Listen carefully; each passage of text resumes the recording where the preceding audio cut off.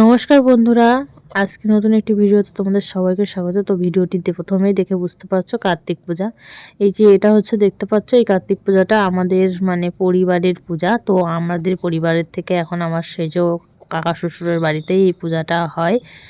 তো দেখো কাকা শ্বশুর বাড়ি এই পূজাটা হচ্ছে।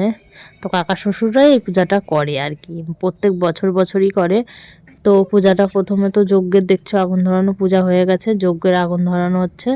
তো আমি এখান থেকেই ভিডিওটা শুরু করলাম। তো যজ্ঞের আগুন ধরানো হচ্ছে, ও যজ্ঞটা সম্পূর্ণ কমপ্লিট হওয়ার পর কি কি আচার বা আচরণ হয় সেটা তোমাদেরকে আজকে দেখাবো। এদিকে খিচুড়ি প্রসাদ এবং ভোগ সম্পূর্ণ রান্না কমপ্লিট হয়ে গেছে। কিছুক্ষণ পর অনেক মানুষ এখানে প্রসাদ নিবে। তো দেখো যজ্ঞের ঘি মানে জমে গেছে, সেই জন্য ঘিটাকে একটু গরম করে নিয়ে আগে বেলপাতা দিয়ে, তো এটা বছরের পর বছর ধরে হয়ে আসছে। তো আমরা এখানে আসছি আজকে পূজার প্রসাদ খেতে। তো তোমাদেরকে মনে হলো যে একটু ভিডিওটা করে দেখাই, তো দেখানোর জন্য ভিডিওটা স্টার্ট করছি। তো সম্পূর্ণ ভিডিওটা দেখবে এবং পাশে থাকার জন্য অনেক ধন্যবাদ সকলকে। সকলে যে যেখানে থাকো অনেক ভালো থাকবে, সুস্থ থাকবে। তো কার্তিক পূজার এই যে যজ্ঞ, মহাযজ্ঞ, দেখো যজ্ঞের আগুনটা খুবই সুন্দরভাবে উঠছে, খুবই সুন্দর। আর এই যে কার্তিক ঠাকুরের দুই পাশে যেন হাঁড়ি কলসি ভরতে ভরতে খাবার দেওয়া হয়, নাড়ু মুড়ি চিরা সব কিছু। সেগুলো তো দেখতে পাচ্ছ না, সেগুলো চুরি হয়ে গেছে, এগুলো পাশের থেকে চুরি করে নেয়। এটা নিয়ম বলে, এবং নিয়মের মধ্যেই এটা পড়ে। বাচ্চারা এগুলো কলসগুলো নিয়ে যেয়ে দূরে যেয়ে ভাগ বাটোরা করে খায়। তো কার্তিক পূজার কিছু কিছু জিনিস আছে, যেমন বকফুল। এই বকফুল ছাড়া কার্তিক পূজা সম্পূর্ণ হয় না।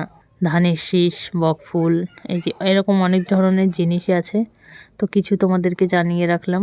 তো যজ্ঞের আগুনটা দেখো, যজ্ঞের আগুনটা খুবই সুন্দর এবং দারুণভাবে যজ্ঞ হচ্ছে।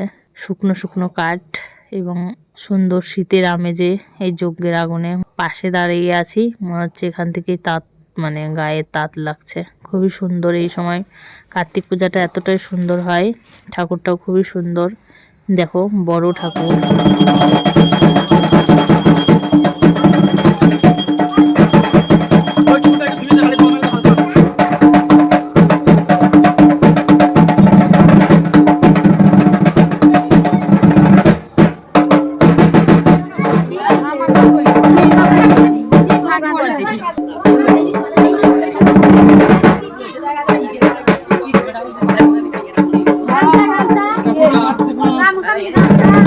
তো এই যে দেখতে পাচ্ছ চালন আর কুলো, চালন হাতে নিয়েছে। এই যে চালন যেটাকে ডালা বলে আর কি, এই যে ডালা দেখতে পাচ্ছ কুলোর মতো করে, এইটা হচ্ছে মাথায় করে নিয়ে আঁচল দিয়ে ঢেকে নিয়ে এটা ঘরে নিয়ে যেতে হবে।